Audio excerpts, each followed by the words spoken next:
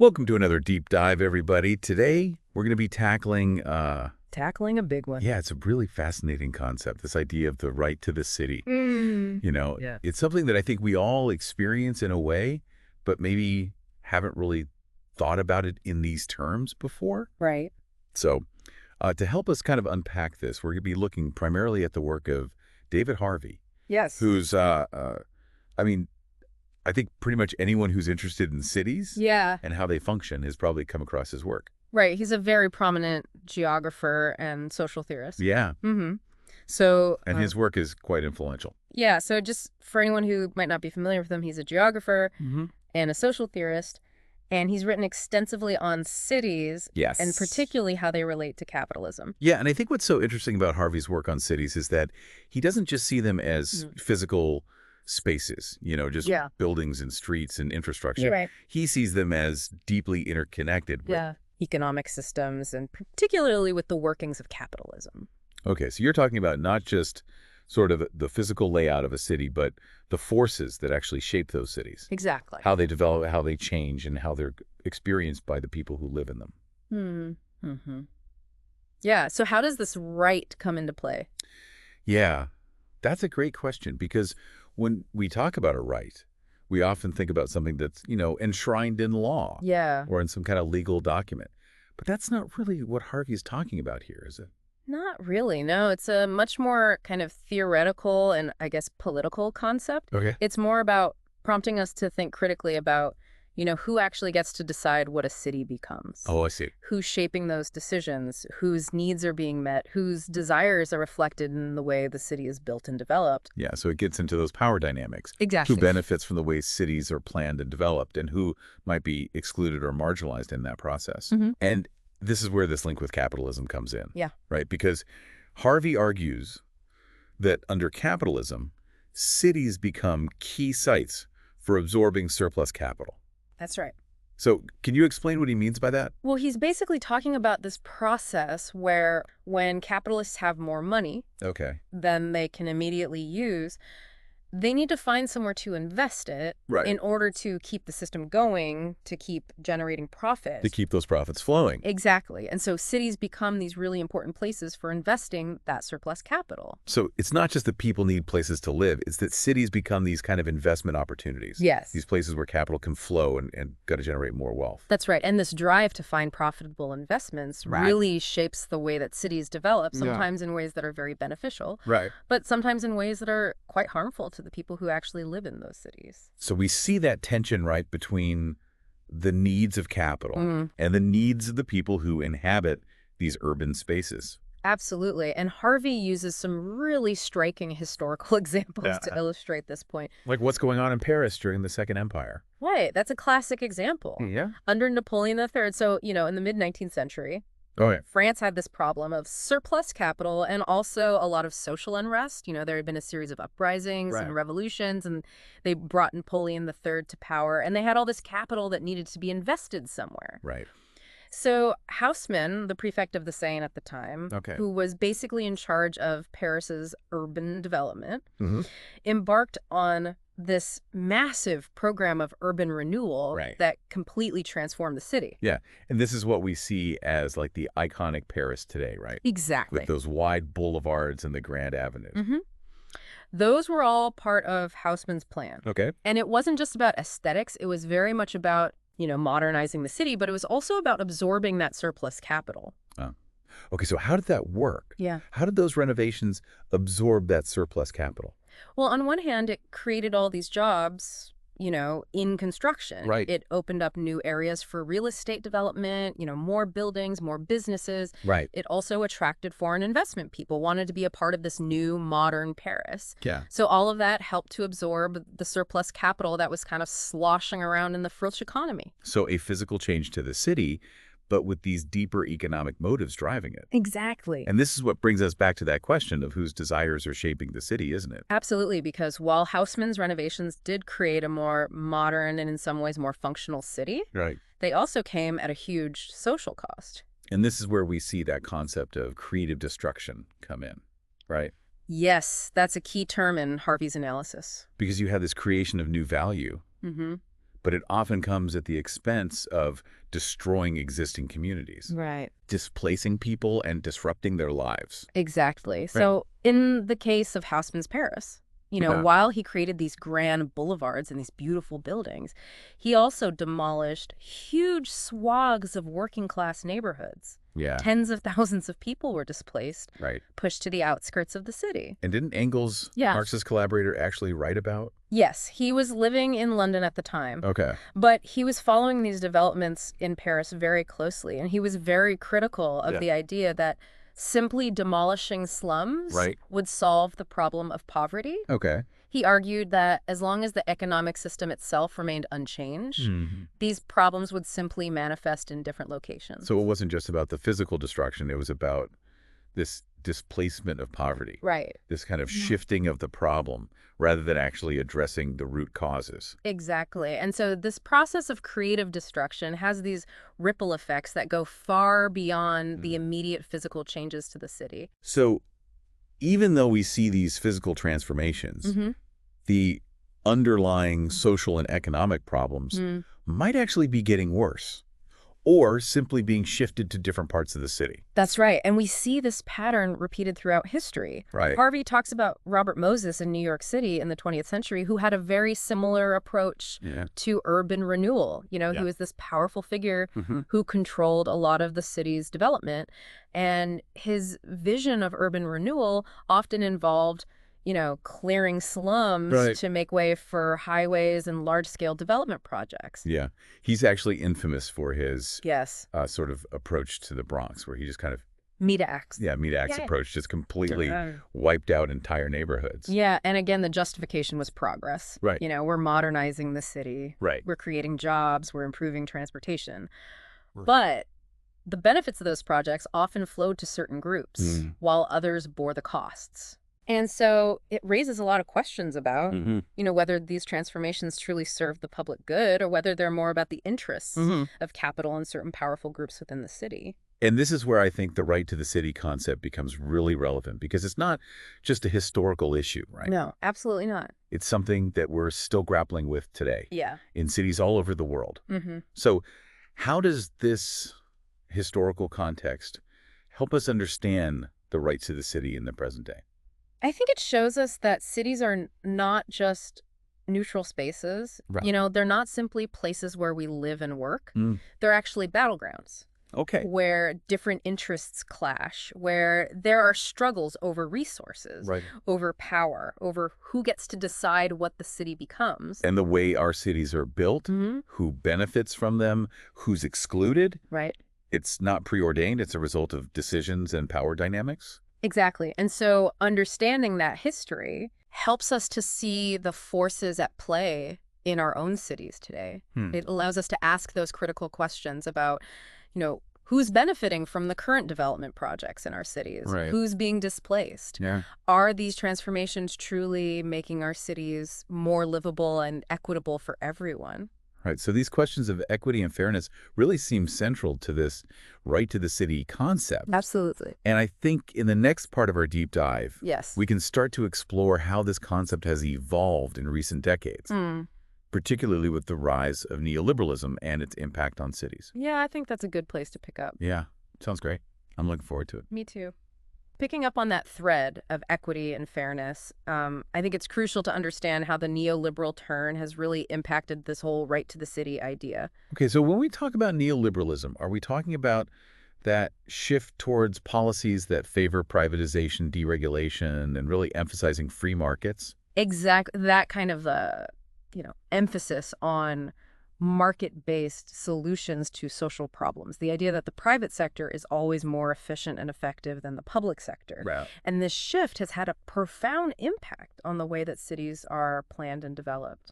So you're saying that under neoliberalism, the city itself is increasingly seen as a commodity, a space for profit-making rather than a place where people live and have a right to shape their own lives. Exactly. It's not so much about the common good anymore. It's about, creating opportunities for investment, attracting global capital, and kind of turning the city into a product. So it's not just capitalism in general. It's a specific form of capitalism that's shaping our cities today.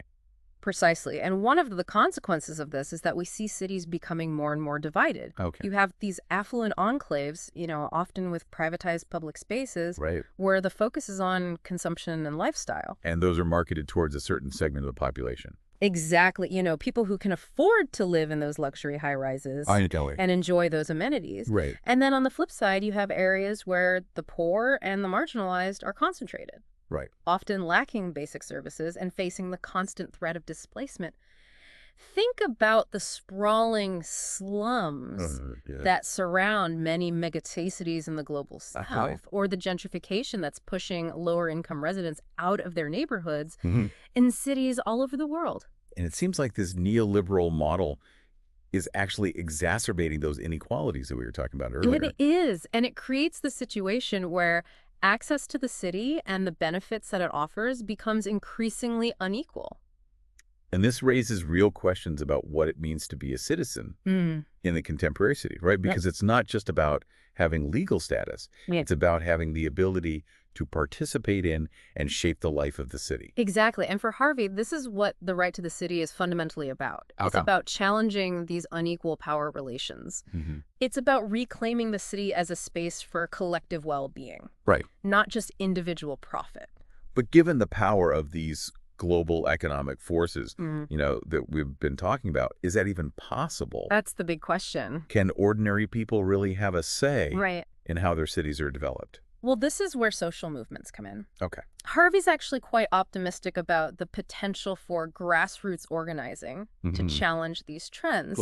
He sees the right to the city not as some kind of fixed endpoint. Right. It's not like we achieve this perfect utopia and then we're done. Right. It's an ongoing process. It's an ongoing struggle. So it's about constantly pushing for a more just and equitable city. So he sees this as like a dynamic process. Exactly. And he points to all sorts of examples of urban social movements all over the world that are fighting for things like affordable housing access to basic services, protection from displacement. Okay, so can you give us some concrete examples of what these movements look like in action? Here. What kind of strategies are they using? Well, in a lot of cities across Latin America, for example, there's been this really strong movement for what they call radical democracy in urban governance. And what does that look like in practice? Well, it involves things like participatory budgeting, where residents have a direct say in how public funds are allocated. So it's about giving people at the grassroots level a real voice in decisions that affect their lives. Exactly. And then there are also movements focused on challenging the financialization of housing. Right. Groups like the Right to the City Alliance are advocating for policies to regulate real estate speculation and prevent displacement. Because under the current model, housing is treated as a commodity. Right. Rather than a fundamental human need. Exactly. And then you have movements that are using more kind of creative tactics. Okay, like what? Things like reclaiming vacant lots for community gardens. Right. Or organizing tenant unions to fight against evictions. So it's about finding ways to resist that dominant model of urban development and create alternatives from the ground up. Yes, and these movements are often drawing inspiration from historical examples. Okay. Harvey talks about the Paris Commune of 1871, where, working-class Parisians briefly took control of the city and tried to create this more egalitarian society. And even though it was ultimately crushed, it left behind this legacy of resistance, this vision of a different kind of city. Precisely. And so these historical struggles can provide both inspiration and lessons for contemporary movements. They show us that change is possible, but it requires this sustained and collective effort. And Harvey talks about the need to reclaim the surplus generated by the city and use it for collective benefit. Right. He's talking about all the wealth that's created in cities. The profits from real estate, the tax revenues, the economic activity. And his argument is that instead of this surplus being siphoned off by private interests, it should be used to fund public services, affordable housing, sustainable infrastructure, things that benefit the entire community. So it's about shifting the priorities, making sure that the benefits of urban growth are shared more equitably. Right. And this requires a shift in power, a move away from the dominance of corporate interests and towards greater democratic control over urban governance. And Harvey seems to believe that this struggle for the right to the city is ultimately a global one. He does. Why is that? Well, because the forces that are shaping our cities, Right. global capital, neoliberal policies, climate change, these are operating on a global scale. So it's not enough for individual cities to fight their own battles in isolation. No, we need to build solidarity and connections across cities, Right. learn from each other's experiences, Mhm. develop strategies that can address these global challenges. It's like that old labor slogan. An injury to one is an injury to all, Yeah, but applied to the urban context. exactly. And there are a growing number of international networks and organizations that are working to connect these urban struggles across borders. So for someone who's listening to this and maybe feeling inspired to get involved, what are some concrete actions that people can take to support these movements and get involved in this struggle for the right to the city? Well, I think a first step is simply becoming aware of the issues.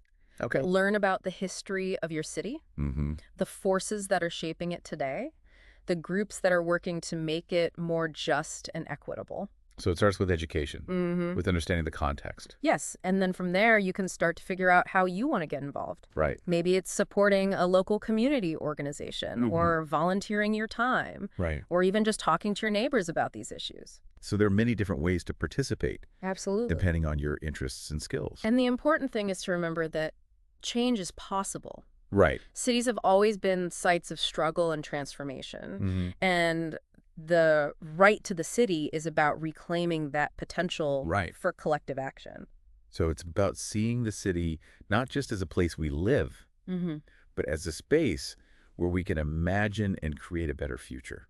Exactly. And that's a really powerful thought. It is. It's hopeful. It's empowering, and reminds us that we're not just passive recipients of urban change. Right. We can be active participants in shaping the cities we want to live in. Absolutely. Yeah, it really is inspiring to think about all those different ways that people around the world are coming together to really try to reclaim their cities and make them more livable. It is. And that brings us back to this question of how we actually put the right to the city into practice. Yeah, because it's one thing to talk about these concepts, in theory, Right. but how do we move from those theories to actually taking action? What are the concrete steps that we can take to start to make those changes happen? Well, Harvey argues that one crucial step is challenging those dominant narratives about urban development. Those narratives that prioritize profit and private investment over social needs. You need to question those assumptions about what makes a city successful, desirable. Right. Let's ask successful for whom? Right. Desirable for whom? Because often those narratives mask the real costs of development, the displacement, the inequality, the environmental damage. And he also talks about this idea of reclaiming the city's surplus and using it for collective benefit. Right. Can you kind of unpack that a bit more for us? Sure. So he's talking about all the wealth that's generated in cities, Right. the profits from real estate, tax revenues, all the economic activity. And his argument is that instead of this surplus being siphoned off by private interests, developers, corporations, it should be used to fund public services, affordable housing, sustainable infrastructure, things that benefit the entire community. So it's about shifting those priorities, redistributing those resources in a more equitable and just way. Precisely. And that requires a shift in power, a move away from the dominance of private developers and financial institutions, and towards greater democratic control over the urban process. And this is where collective action comes in. Right? Yes. Building social movements that can really push for these changes. Exactly. And Harvey emphasizes that, there's no one-size-fits-all approach. Right. Different cities, different contexts will require different strategies. Right. And he does highlight certain tactics that have proven to be quite effective. Things like community land, trust tenant unions. Right. Those are examples of what he calls co-optation. Right. Basically finding ways to work within the existing system to create more just outcomes. But he also recognizes the need for more confrontational tactics at times. Right. Protest direct actions. So it's about having this diverse toolkit and being strategic about which tactics to use in different situations. Exactly. And it's also about building alliances, connecting with other social movements that are fighting for similar goals, environmental justice, racial equality. Well, because these issues are all interconnected, right? Absolutely. You can't really address the right to the city Mm. without addressing these broader systemic problems. And Harvey talks about the need for kind of a new kind of urban politics, one that's more participatory, Right. more inclusive. Or democratic. Yeah. What might that look like in practice? Well, it could involve things like participatory budgeting, Right. where residents have a direct say in how public funds are allocated, or strengthening neighborhood councils and giving them real decision-making power over local development projects. So it's about decentralizing that power. Bearing those decisions closer to the people who are most affected by them. Right. And it's also about challenging the traditional models of representative democracy, which often fail to adequately represent the interests of marginalized communities. Harvey uses this really interesting phrase. He talks about the need to re-enchant the city. What do you think he means by that? I think he's getting at the idea that under neoliberalism, Right. the city can often feel very alienating, very disenchanting. It's all about competition. Right. Consumption individualism. Yeah, we lose that sense of community, Right. that sense of shared purpose. And so re-enchanting the city is about reclaiming it as a space of possibility, a place where we can connect with each other, imagine different futures, build something better together. Yeah, it's about rekindling that belief that we can collectively shape our own destiny. Exactly. And that's a really powerful message, Yeah. especially in these times when it's so easy to feel overwhelmed by the scale of the challenges we face. Yeah. This has been such a thought-provoking deep dive. I feel like I have a much deeper understanding of the right to the city, now both its historical roots and its contemporary relevance. I'm glad to hear that. And I hope it sparks some ideas for our listeners about how they can get involved in shaping the future of their own cities. You too. Because ultimately, that's what this is all about, right? It's not just about understanding these concepts. It's about putting them into action and creating a more just and equitable world. Absolutely. The right to the city is not a guarantee. It's a struggle. Right. But it's a struggle worth having because the stakes are so high. Well, thank you so much for joining us on this deep dive into the right to the city. It's been a pleasure. We hope you found it informative and inspiring, and we really encourage you to keep exploring these ideas and to get involved in making your city a more just and vibrant place for everyone.